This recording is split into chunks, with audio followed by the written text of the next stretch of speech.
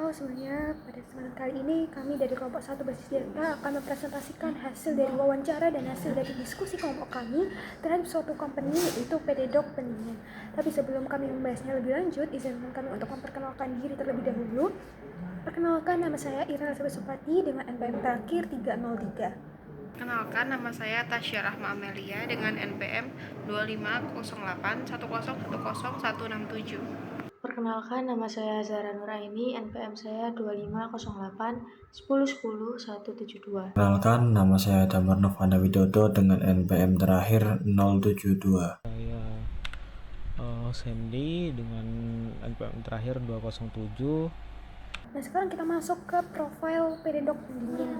Nah, PT Doc Pendingin ini adalah sebuah perusahaan swasta yang bergerak di bidang industri maritim dan galangan kapal atau shipyard di Kota Samarinda, Kalimantan Timur, yang berfokus pada jasa pembangunan kapal baru ataupun perbaikan dan pemeliharaan dari kapal tersebut. Nah, galangan kapal ini itu berada di kawasan industrial perkapalan Pulau Atas, tepatnya di Kecamatan Sambutan, Kota Samarinda, Kalimantan Timur.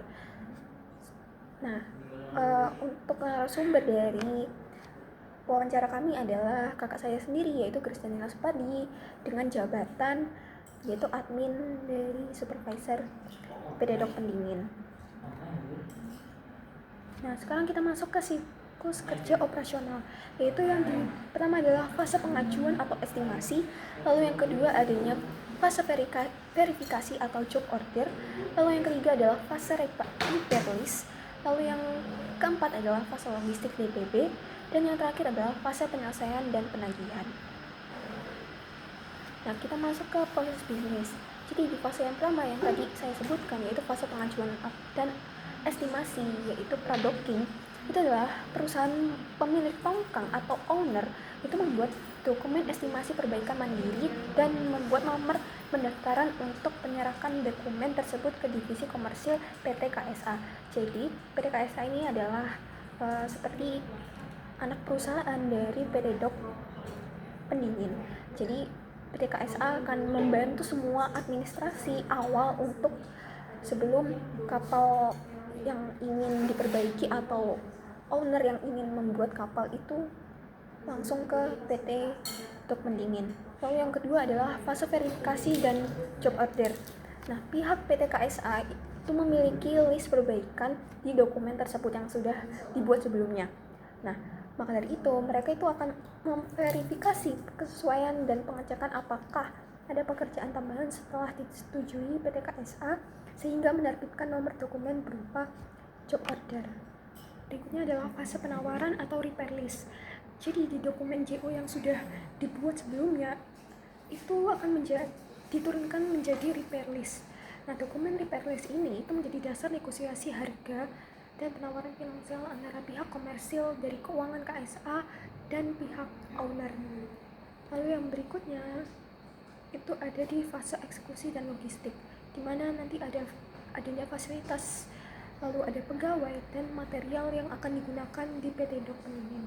Nah, kapal yang ditempatkan di fasilitas Doc itu bisa berpindah atau bersama kapal lain. Lalu yang tim pegawai itu satu tim itu dapat menangani beberapa pekerjaan atau juga satu pekerjaan yang bisa diparalel di beberapa proyek untuk mengeksekusi perbaikan kapal tersebut. Lalu yang terakhir adalah untuk kebutuhan suku cadang, yaitu material. Tim lapangan akan membuat daftar permintaan barang atau DBB ke gudang PT Doc Pendingin. Lalu yang terakhir adalah fase penyelesaian dan penagihan atau SNOT. SNOT ini adalah nama dokumen dari penagihan list harga yang akan diberikan oleh owner. Nah, jadi setelah proses docking kapal tersebut itu selesai, itu akan diterbitkan dokumen SNOT atau yang bisa disebut dengan Statement of New Overhaul and Time atau surat nota kerja. Nah, semua item pekerjaan itu dan material yang telah digunakan itu direkap di dalam SNOT tersebut untuk kemudian ditagih secara final ke pihak owner. Lalu yang berikutnya itu ada entitas dan atribut yang akan dijelaskan oleh teman saya. Nah, selanjutnya kita akan membahas terkait dengan entitas dan atribut yang ada pada pembahasan kali ini. Pada slide ini terdapat master data area, yaitu kumpulan data induk yang menjadi fondasi seluruh aktivitas dalam sistem perbaikan kapal, atau yang menjadi acuan utama bagi seluruh transaksi yang ada. Data yang ada di sini bersifat relatif tetap dan akan digunakan berulang kali dalam berbagai transaksi. Terdapat 5 entitas utama yang bisa kalian lihat pada kolom nomor 1 alias kolom yang paling kiri. Ada owner, kapal, fasilitas underscore dock, barang, dan jasa. Untuk memastikan setiap data dapat dibedakan dengan jelas, setiap tabel memiliki primary key. Misalnya pada tabel owner, dia menggunakan primary key ID underscore owner, kapal menggunakan primary key nomor underscore induk underscore kapal, fasilitas underscore dock menggunakan primary key ID underscore dock, barang menggunakan primary key ID underscore barang, dan entitas jasa menggunakan primary key ID underscore jasa. Selain itu, pada tabel kapal memiliki foreign key ID owner. Tujuannya untuk menghubungkan kapal dengan pemiliknya. Dengan hubungan ini, sistem dapat mengetahui kapal tertentu yang dimiliki oleh owner yang mana. Jadi, pada tahap ini, kita belum mencatat transaksi, tetapi menyiapkan seluruh data dasar yang nantinya akan digunakan oleh sistem. Nah, setelah data dasar tersedia di slide sebelumnya, sistem mulai mencatat aktivitas bisnis melalui primary data transaksional. Alur prosesnya dimulai dari job order, yaitu saat owner mengajukan permintaan perbaikan kapal. Karena setiap pengajuan harus unik, digunakan no_jo sebagai primary key.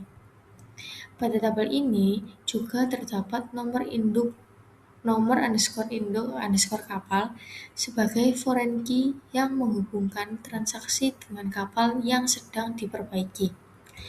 Selanjutnya terdapat repair list, yaitu hasil inspeksi dan daftar pekerjaan yang perlu dilakukan.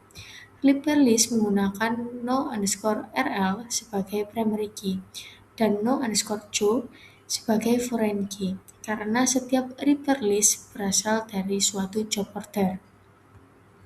Kemudian ada DPB atau daftar permintaan barang yang mencatat kebutuhan material selama proses perbaikan. DPB juga terhubung ke job order melalui no_jo.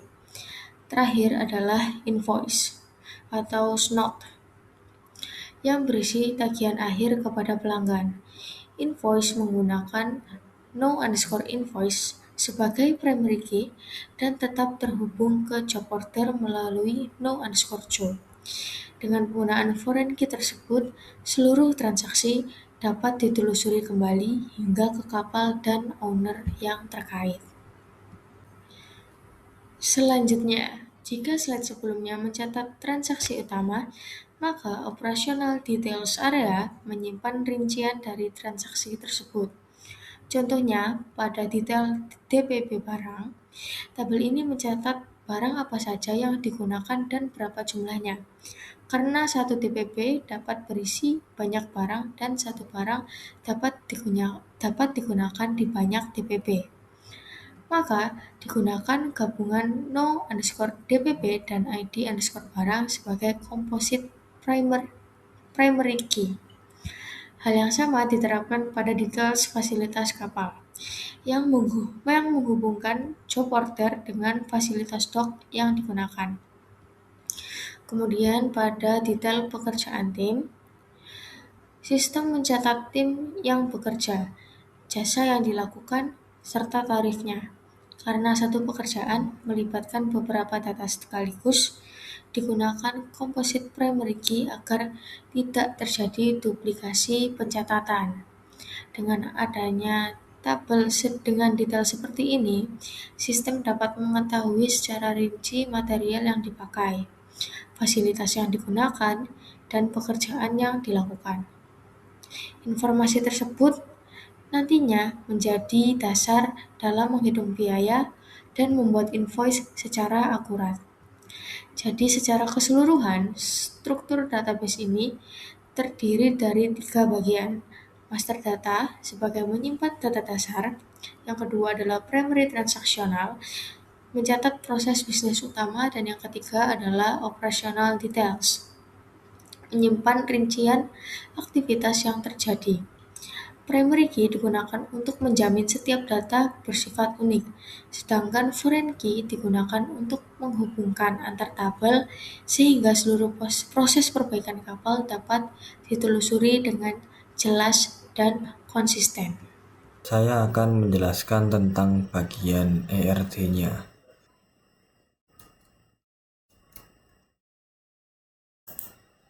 Nah, pertama dalam ERD ini terdapat sekitar 1, 2, 3, 4, 5, 6, 7, 8, 9, 10, 11, 12 entitas.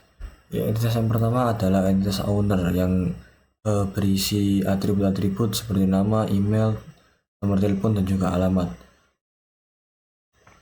Lalu table owner ini memiliki relasi one to many dengan table kapal, yang mana satu owner dapat memiliki banyak kapal. Lalu ada table fasilitas dock yang berelasi dengan dock. Dari dock ini adalah one to many, dengan satu dock dapat memiliki berbagai macam atau banyak fasilitas dock. Selanjutnya ada table job order. Satu job order dapat dimiliki oleh banyak kapal, atau satu kapal dapat memiliki banyak job order. Dan juga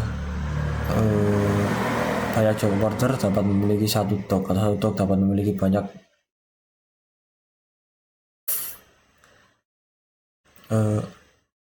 satu job order dapat dimiliki oleh satu dock, atau satu dock dapat dimiliki oleh satu job order saja. Lalu job order berrelasi dengan tim, yang mana satu job order dapat memiliki banyak tim yang bekerja di dalamnya. Lalu relasi job order dengan invoice, yang mana satu job order dapat memiliki banyak invoice. Lalu relasi job order dengan repair list. Satu job order dapat memiliki banyak repair list. Dalam repair list sendiri, satu repair list dapat memiliki banyak detail barang. Dan juga satu repair list atau banyak repair list dapat dimiliki oleh jasa, atau satu jasa dapat dimiliki oleh banyak repair list. Lalu selanjutnya detail barang dapat memiliki banyak DBB, dan juga barang dapat dimiliki oleh banyak detail barang.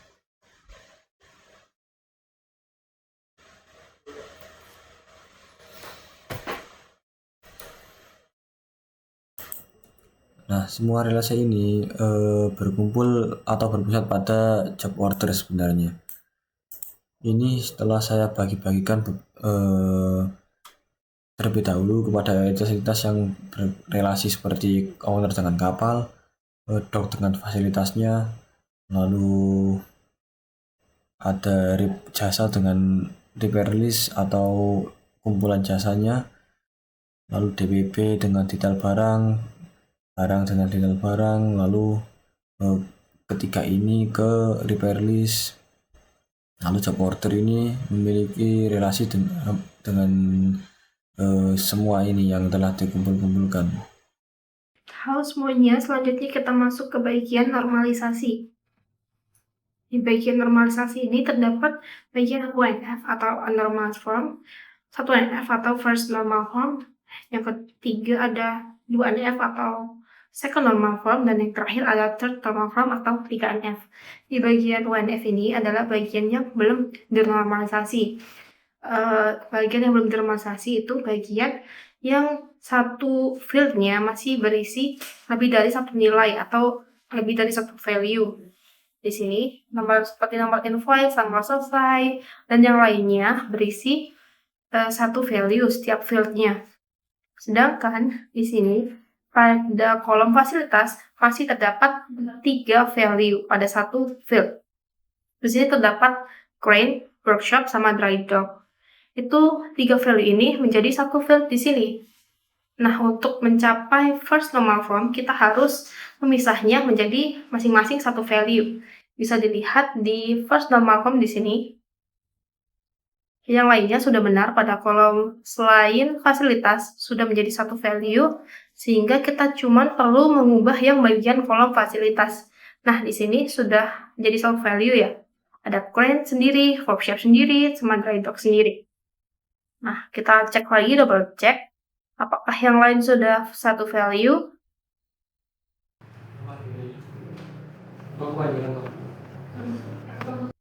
Yang lain sudah satu value pada setiap fieldnya dan tidak memiliki nilai lebih dari 1. Maka bagian ini sudah menjadi first normal form. Lalu selanjutnya kita masuk ke bagian second normal form atau 2NF. Selanjutnya kita masuk ke bagian 2NF atau second normal form. Pada bagian ini, suatu tabel bisa dikatakan second normal form apabila yang pertama sudah memenuhi first normal form. Yang kedua adalah tidak terdapat ketergantungan parsial atau partial dependency, yaitu kondisi di mana atribut non-key harus bergantung sepenuhnya kepada primary key-nya. Seperti yang pertama pada tabel master owner. Di sini primary key-nya adalah ID underscore owner dengan atribut nama owner, email owner, telepon owner, dan alamat owner. Nama owner ini bergantung kepada PK-nya atau ID underscore owner-nya. Begitupun juga email owner dan telepon owner serta alamat owner-nya. Dan yang kedua, ada tabel master kapal. Di sini nama kapal bergantung kepada PK-nya, nomor underscore induk kapal, dimensi kapal juga, klasifikasi, serta ID underscore owner-nya sebagai foreign key juga bergantung pada PK-nya. Di tabel master doc, ID underscore doc ini sebagai primary key-nya. Nama doc ini bergantung juga sepenuhnya kepada ID underscore doc. Begitupun juga fasilitas atomiknya. Dan nomor 4, tabel master team. Nama underscore team bergantung sepenuhnya kepada primary key, yang dimana itu adalah ID underscore team. Tabel 5 juga demikian, klaster barang dengan atribut nama barang dan satuan barang yang bergantung sepenuhnya kepada primary key-nya, yaitu ID underscore barang.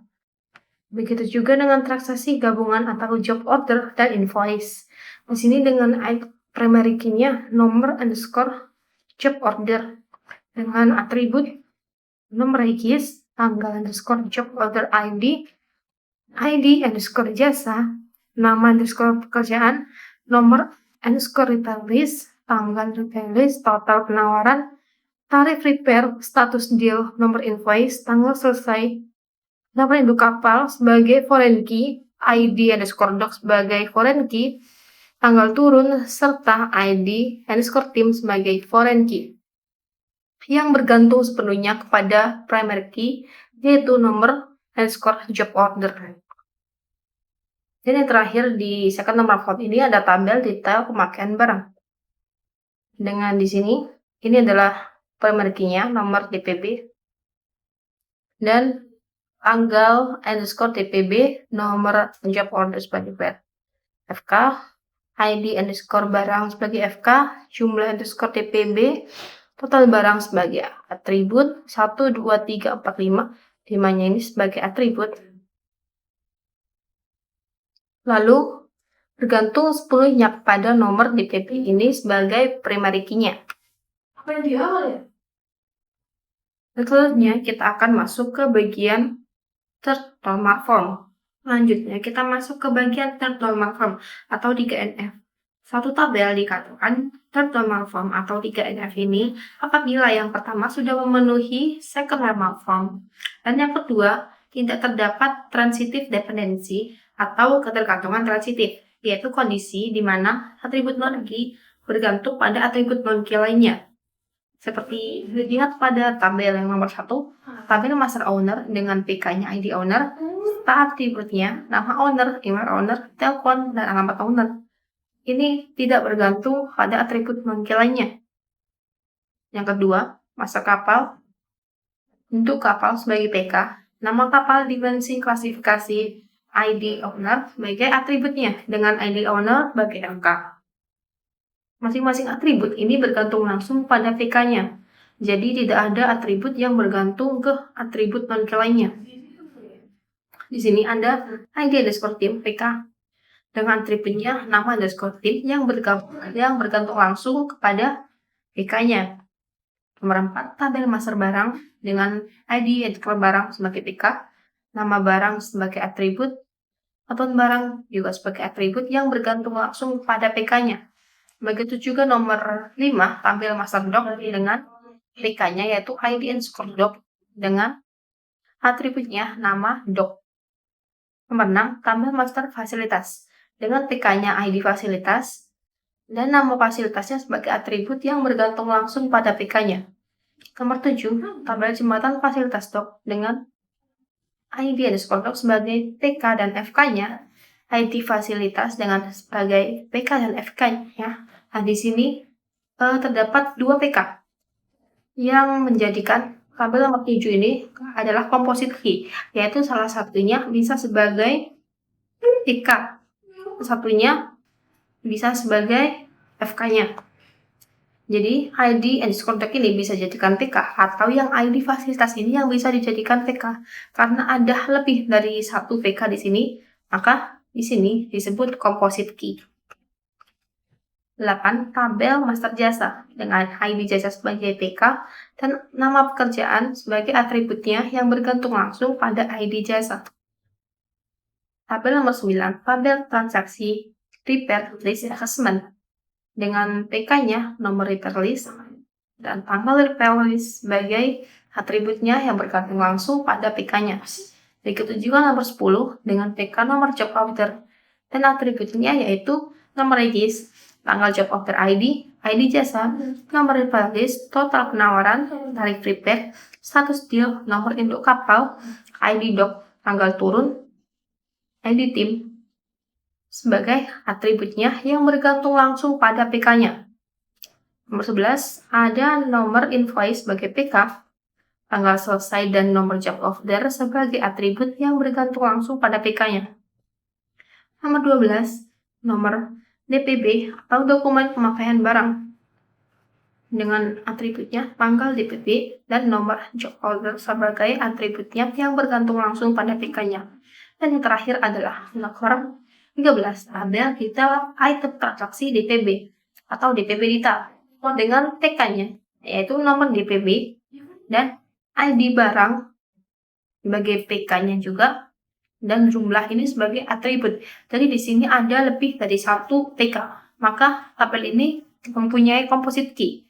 Yang bisa dijadikan PK itu adalah salah satu, bisa nomor DPB atau ID barangnya dengan atribut yaitu jumlah ini. Sekian penjelasan normalisasi dari saya. Untuk selanjutnya akan dijelaskan oleh rekan saya. Ya, nah saya bagian menjelaskan CRUD, bagaimana cara create, terus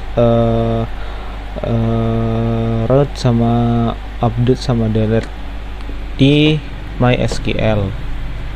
Nah, tanpa berlama-lama kita pertama buat dulu DB berapa lah gitu namanya, untuk database-nya apa, kapal. Oh, ada yang tuh hanya 2 tuh saat buat saat itu sini kita buat tabelnya dulu. Yang pertama itu buat tabel ini ya, tabel owner, create, terus tabel owner. Nah,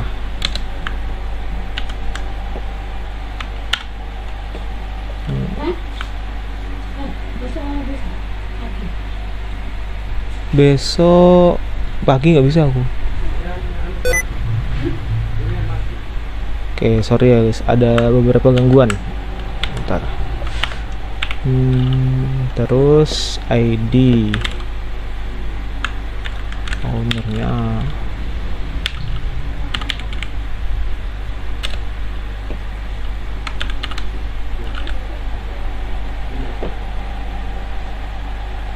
Ente.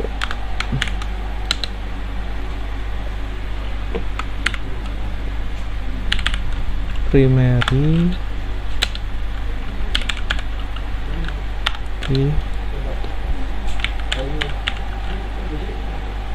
Section. Nah, terus setelah itu nama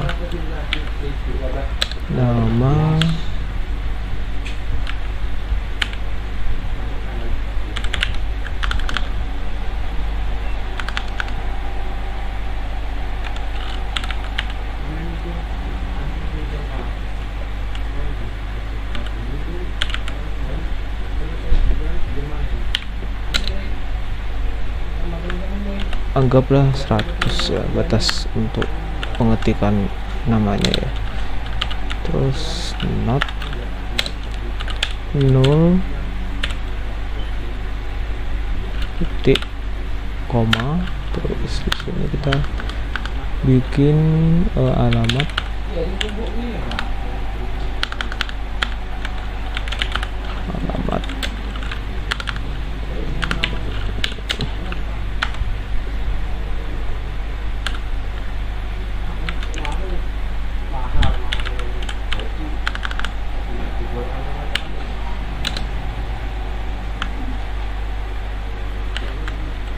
terus anggaplah alamatnya kita batasin 150.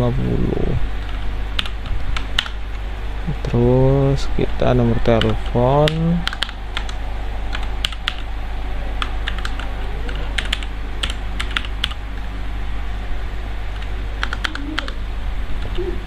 nomor telepon,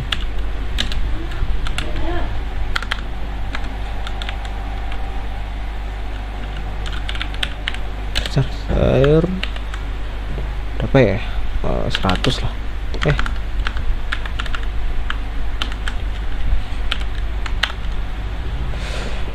Nah, lanjut email.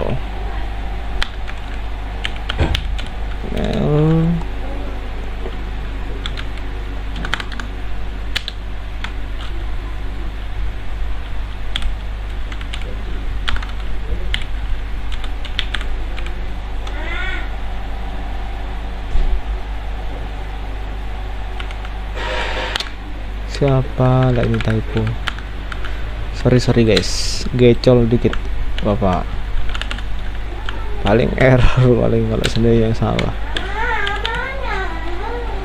ini.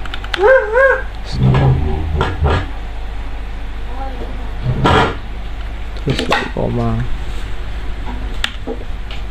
itu namanya server.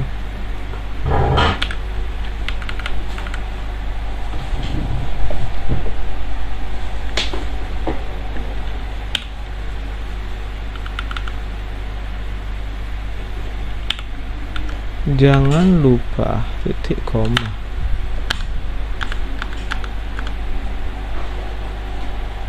Itu.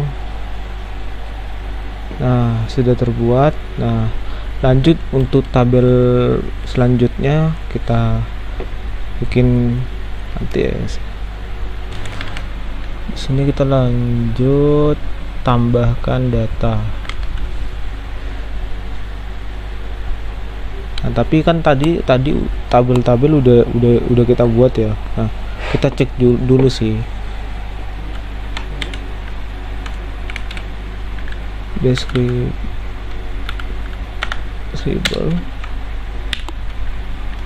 owner titik koma. Tuh. Nah, ada tuh. Benar, alamat bla bla bla ada kan. Lanjut. Nah, di sini kita coba untuk masukin data ya, data ownernya gitu.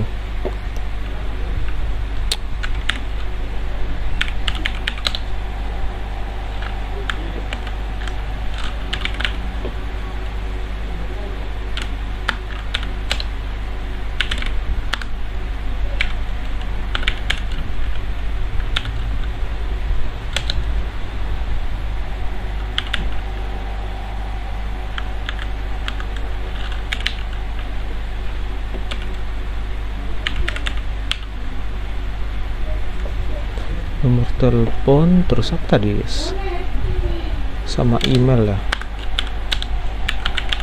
email. Nah tuh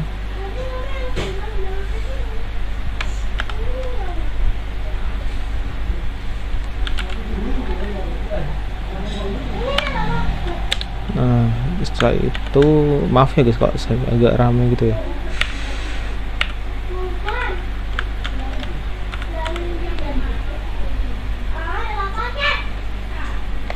Untuk namanya siapa ya, namanya jangan nama aku deh, Andi Jaya.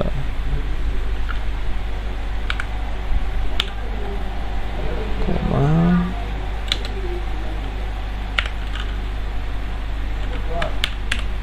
Jalan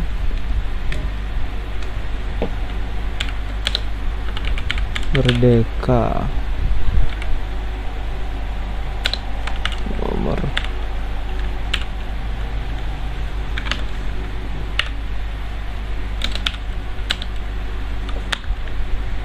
10, terus nomornya 081 2 3 4 5 6 7 8 9 0. Terus kita lanjut ke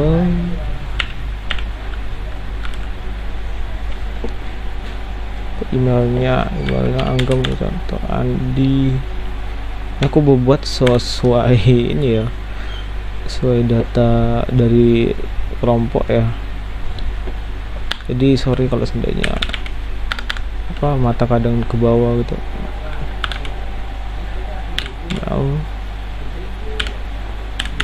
.com.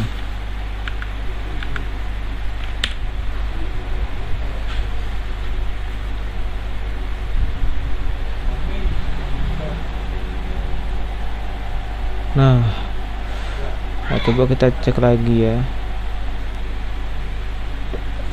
cek apakah udah masuk atau enggak. Fiber, terus owner,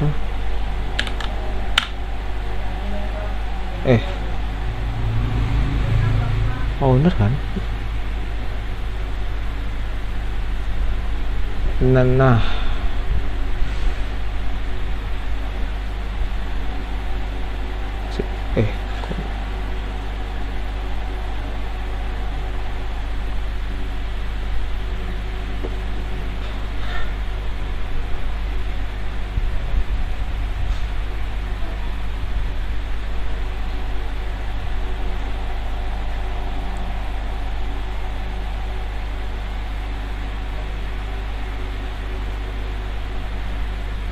masuk ya guys ya, tuh Andi dan sini Merdeka bla bla bla udah masuk loh. Nah lanjut kita ke nambahin data udah, terus apa tuh, upload data. Kita coba upload data ya.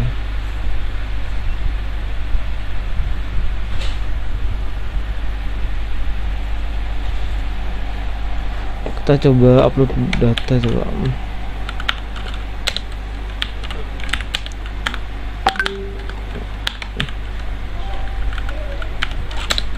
Apa data owner kan, owner, nama, alamat,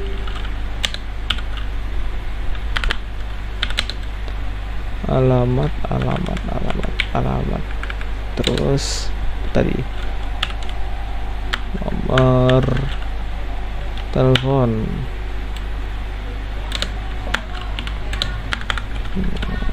Apa sih? Nah, terus itu kenapa tadi? Email ya? Email. Setelah email apa guys? Gak ada ya? Oh, gak email ya?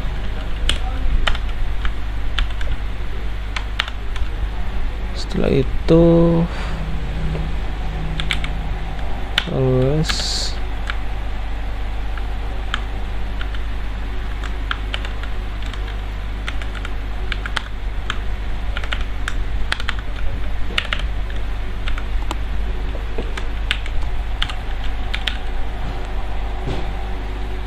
nah, sabar.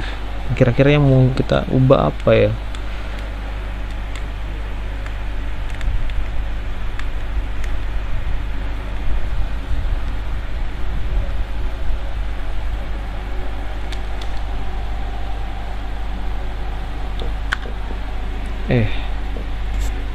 Ubah data. Oke, lanjut kita ubah data ya.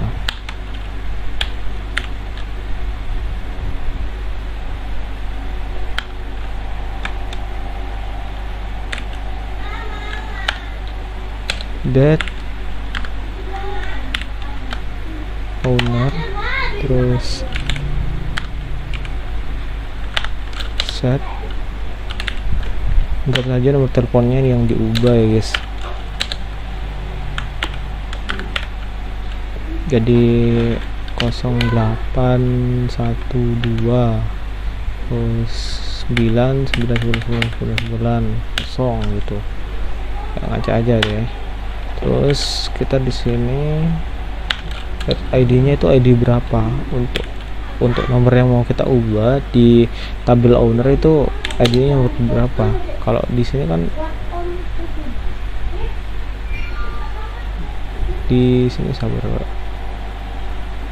Nah, di sini kan ID-nya kan untuk Andi Wijaya ini kan 1 doang ya. ID-nya 1 doang nih. Nah, berarti tadi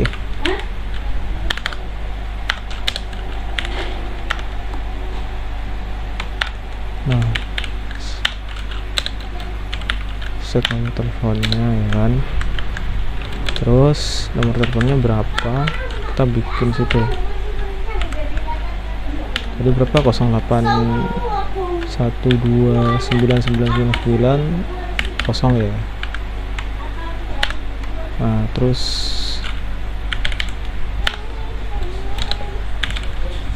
video ownernya tadi kan 1 ya, jadi 1 nih.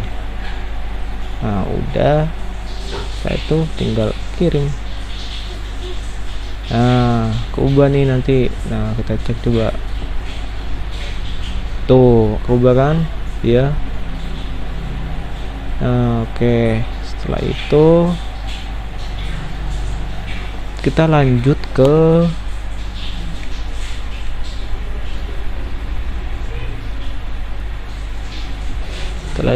lanjut ke hapus.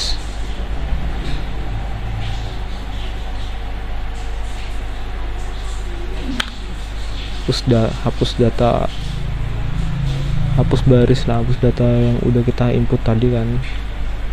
Nah, ini lebih simple daripada yang lain. Jadi tinggal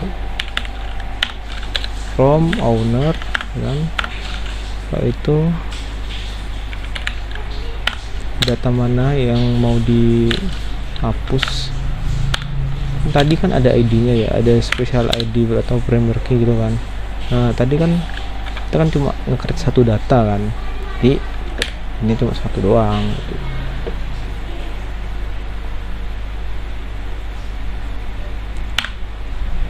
Udah selesai, tinggal kirim. Set. Nah, kita lihat di sini set. Nah, nggak ada tuh, mau disegarkan pun nggak akan ada tuh. Nah, tadi create udah ya kan, upload udah, terus delete udah, frame-nya udah, semuanya udah sih.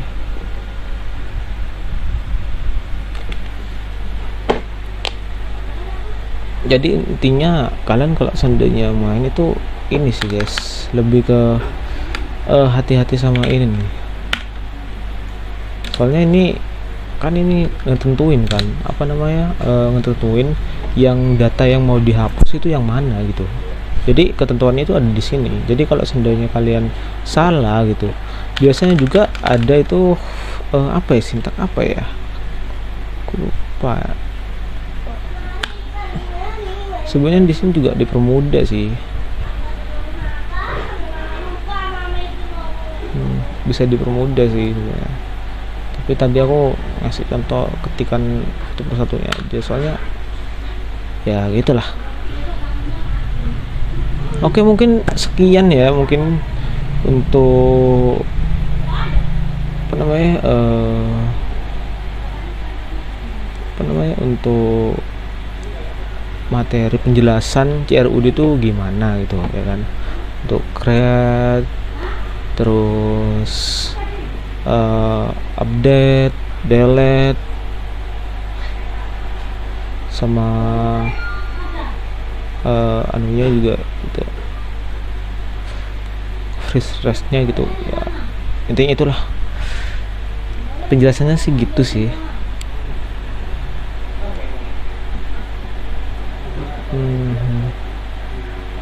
Oh iya, ada satu tambahan kalau nggak salah.